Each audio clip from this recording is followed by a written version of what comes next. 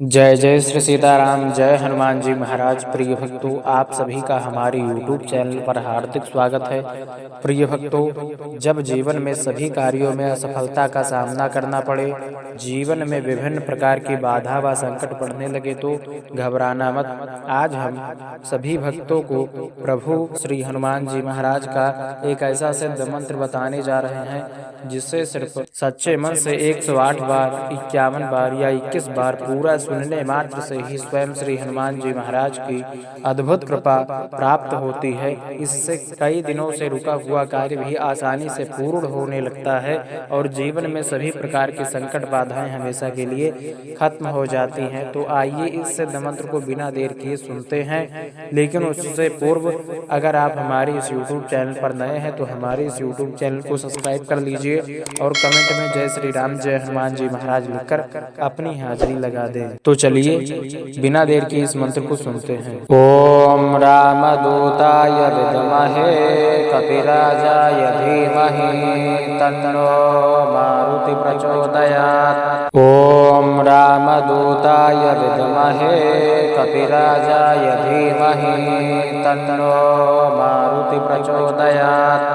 ओम रामदूताय विद्महे कपिराजाय धीमहि तन्नो मारुति प्रचोदयात्। ओम रामदूताय विद्महे कपिराजाय धीमहि तन्नो मारुति प्रचोदयात्। ओम रामदूताय विद्महे कपिराजाय धीमहि तन्नो मारुति प्रचोदयात्। ओम रामदूताय विद्महे कपिराजाय धीमहि तन्नो मारुति प्रचोदयात्। ओम रामदूताय विद्महे कपिराजाय धीमहि तन्नो मारुति प्रचोदयात्। ओम रामदूताय विद्महे कपिराजाय धीमहि तन्नो मारुति प्रचोदयात्। ओम रामदूताय विद्महे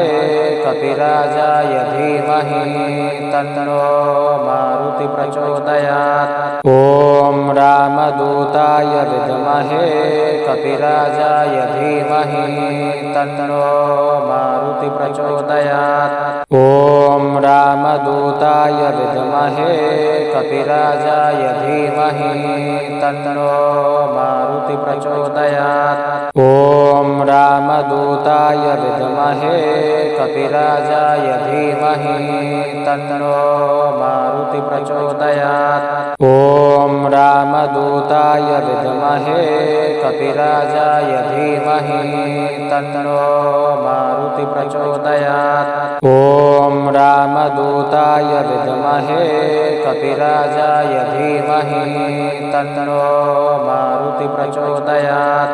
ओम रामदूताय विद्महे कपिराजाय धीमहि तन्नो मारुति प्रचोदयात्।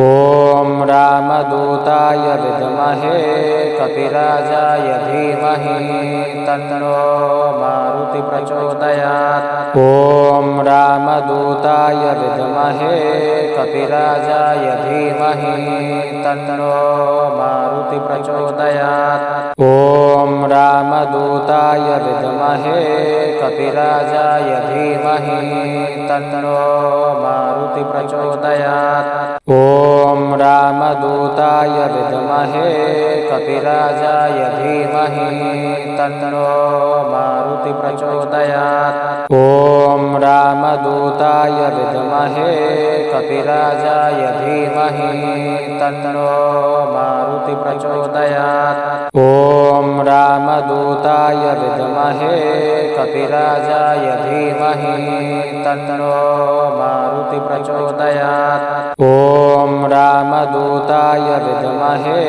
कपिराजाय धीमहि तन्नो मारुति प्रचोदयात्।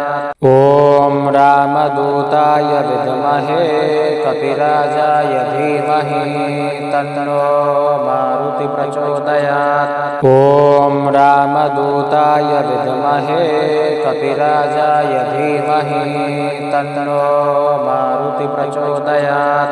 ओम रामदूताय विद्महे कपिराजाय धीमहि तन्नो मारुति प्रचोदयात्।